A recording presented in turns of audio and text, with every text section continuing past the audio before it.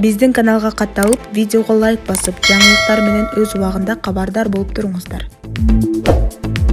Кубадагы жарылуудан 4 адам каза болгону айтылды. 6 майда Куба мамлекетинин борбору Гавана шаарында Капитолийдин маңдайындагы Саратога деп аталган мейманканада катуу жарылуу болду. Кеминде 4 адам каза таап, дагы ондогон адамдар жараат алды. Жарылануучунун себептери белгисиз.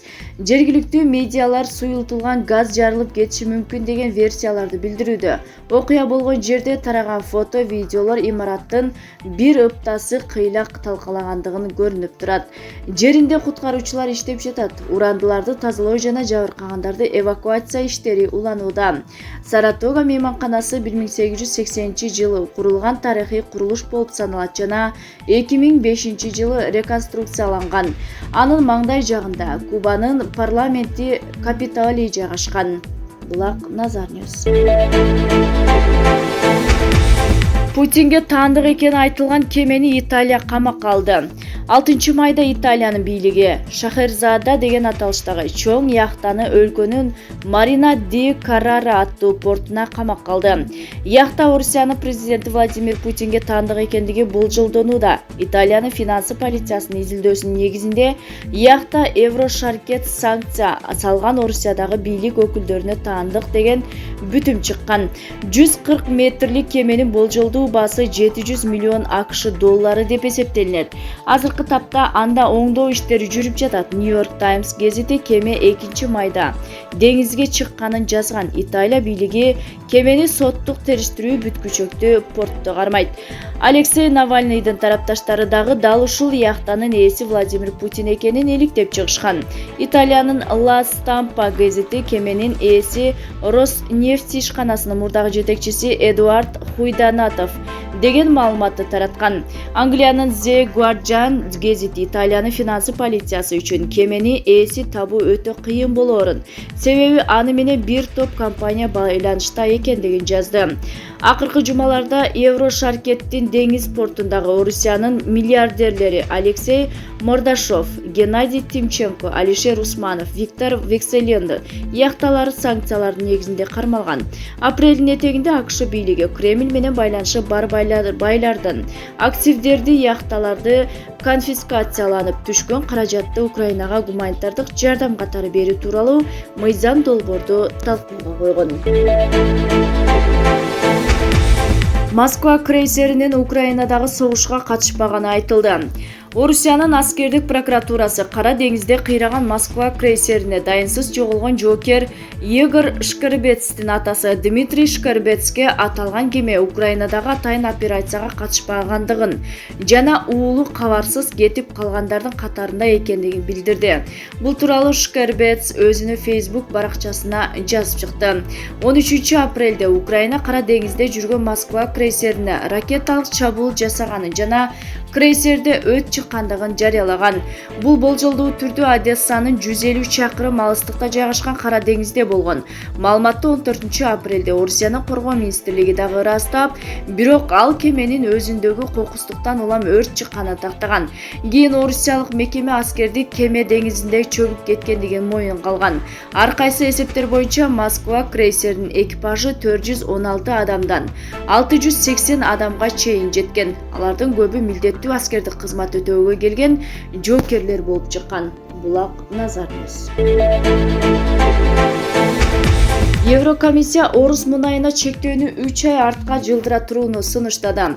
Европа биримдигиндеги бир нече мамлекеттин каршылыгынан улам уюмду башкаруучу Еврокомиссия Москвага киргизилчү санкциялардын 6 пакетине өзгөртүүлөрдү киргизип, Орусиянын мунай затына киргизиле турган эмбаргону 3 ай артка жылдыруу суранышы менен кайрылышты.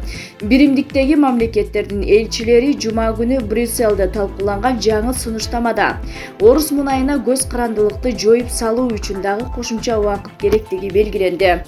Еврокомиссиянын мүчөсү Паула Жентилинонун айтымында эмбарго мурда пландагыдай эле 6 айдан кийин эмес, 9 айдан кийин күчүнө кириши мүмкүн. Мындан сырткары Венгрияга, Словакияга жана Чехияга 2024-жылга чейин Орус мунайын иштете турууга уруксаат берилгени ыктымал. Венгриянын премьер-министри Виктор Орбан уюмдун ичиндеги мамлекеттерге Орусиядан мунай ташып келүүгө тыюу салуу демилгесин колдобой тургандыгын 6 майда расмий билдирди. Орбан мындай эмбарго Венгр экономикасы үчүн атом бомбасына барабар экен деген. Алар жакын арада буга бара албай тургандыгын айткан. 4 майда Европа комиссиясы Москванын Украинага кол салганына байланыштуу киргизилип жаткан санкциялардын 6 пакетини долбоору Европа биримдигине мүчө мамлекеттерге жөнөткөн.